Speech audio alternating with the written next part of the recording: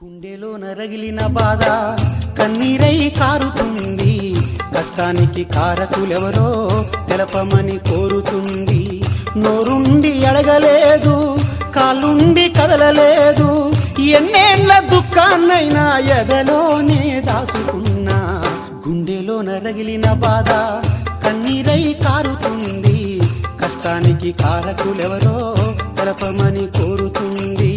కష్టానికి కారకులెవరో తెలపమని కోరుతుంది.